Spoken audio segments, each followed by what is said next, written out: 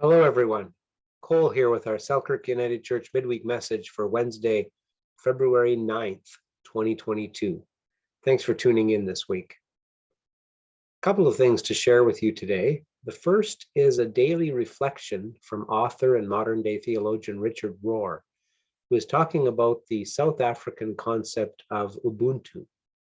Let me just define that word first. Ubuntu comes from a longer phrase from the Zulu language, which means something like, I am because you are.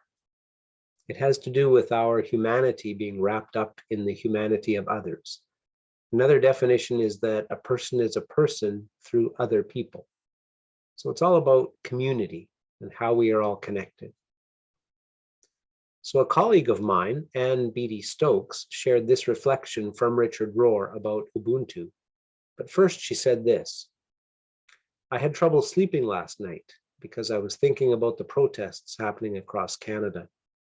Not so much about the differences of opinion, but about the fact that we can't express them with civility and respect for one another.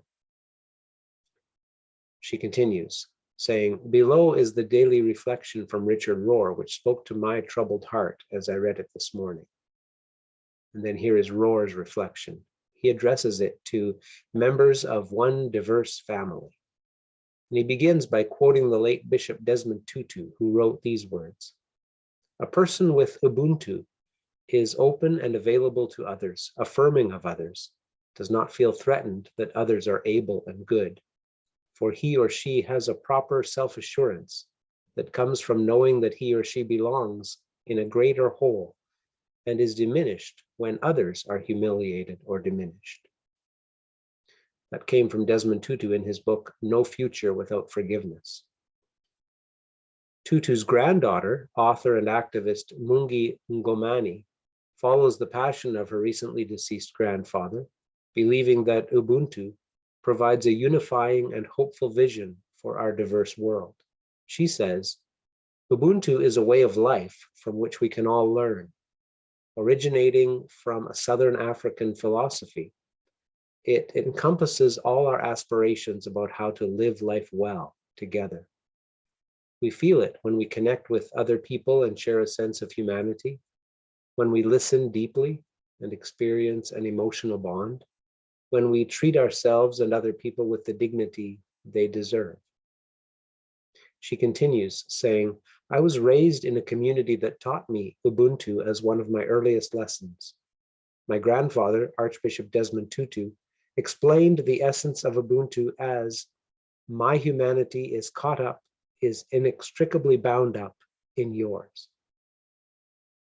In my family, we were brought up to understand that a person who has Ubuntu is one whose life is worth emulating. The bedrock of the philosophy is respect for yourself and for others.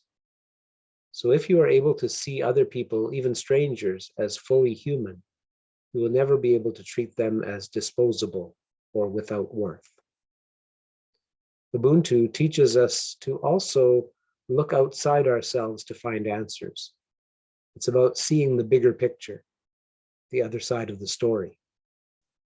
Ubuntu is about reaching out to our fellow men and women, through whom we might just find the comfort, contentment, and sense of belonging we crave. Ubuntu tells us that individuals are nothing without other human beings. It encompasses everyone, regardless of race, creed, or color. It embraces our differences and celebrates them.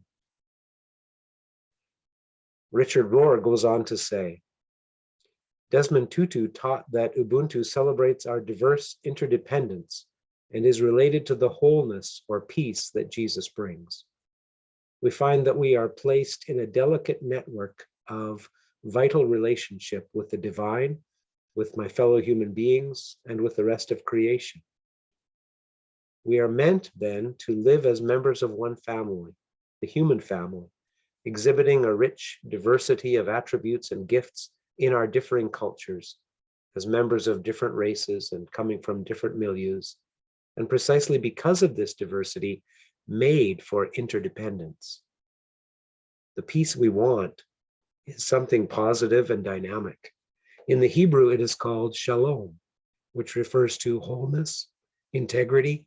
It means well-being, physical and spiritual. It means the abundance of life, which Jesus Christ promised he had brought. It all has to do with a harmonious coexistence with one's neighbors in a wholesome environment, allowing persons to become more fully human.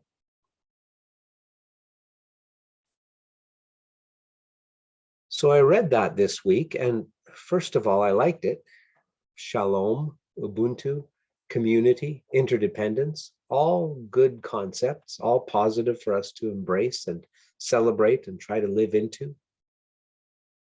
But I couldn't help but think as I read those words in the back of my mind, but what if we're not doing that as a society?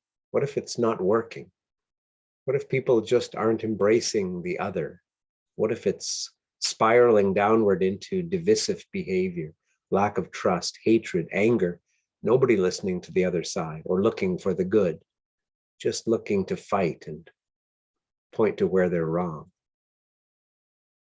I do worry that that's not only where we're headed, but that's actually where we are at right now.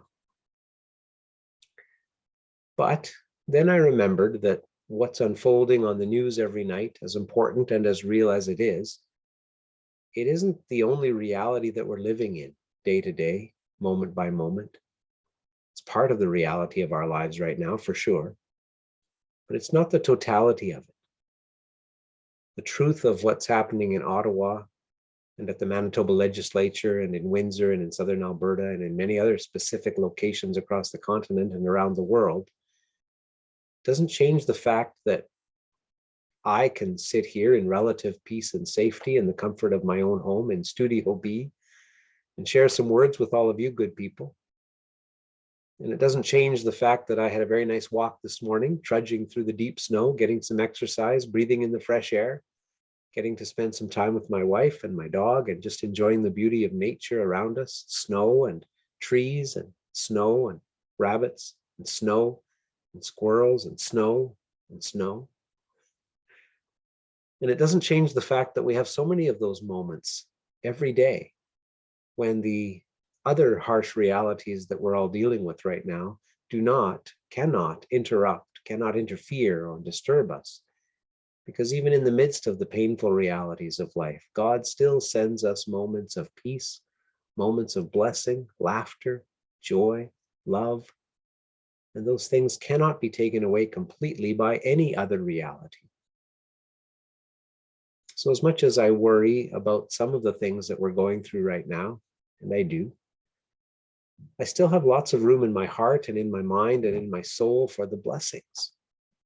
And I know that there will be many more of those blessings that God still has in store for us, no matter what we see on the nightly news. So with all of that in mind, I have one more reflection to share with you today. This one comes from Alice Finnemore, a United Church minister serving Prince William Pastoral Charge in New Brunswick. Alice wrote a paraphrase of the famous love passage from 1 Corinthians chapter 13. These are Alice's words. If I can quote science left and right, but do not have love, I am only making noise, like a resounding gong or a clanging cymbal. It won't be heard by the other side. It's just blah, blah, blah, and more blah. If I somehow know exactly what the future holds and understand every mystery and every bit of knowledge that even the wisest and smartest among us do not yet understand, or even if my minister and my church tell me that faith is all I need, but if I do not have love, every word I say is for nothing. If I give all my time and effort to organize protests, or if I instead volunteer to help lift the weight off the shoulders of our healthcare professionals, but do not have love, nothing is gained, nothing. Can we not be patient with each other? Can we not be kind? Love does not boast about being right. Love does not put others down. Love does not shout in anger or count up how many mistakes the other side has made. Love does not delight in seeing the unvaccinated, or should we now say the unprotected, getting sick in large numbers and dying alone. Instead, love rejoices when the truth of our shared humanity shines through. Love always protects others, no matter what their opinion is. Love always finds a way to trust, to hope for the best, and to keep on loving even in the most desperate of times. Love never fails. People may see themselves as prophets of doom, but none of us really knows the future. People may argue and say all manner of awful things to each other, but eventually they will need to stop talking. Science has limited knowledge, and the more we learn, the more knowledge science gains, the more the old knowledge passes away. The lenses of love tell us that we will always only know part of the story, no matter what we try to say to turn the tide in one direction or another. Eventually, it will all be history.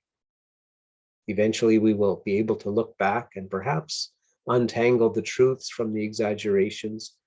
But now, we only have 3 lenses for viewing our situation: faith, hope, and love.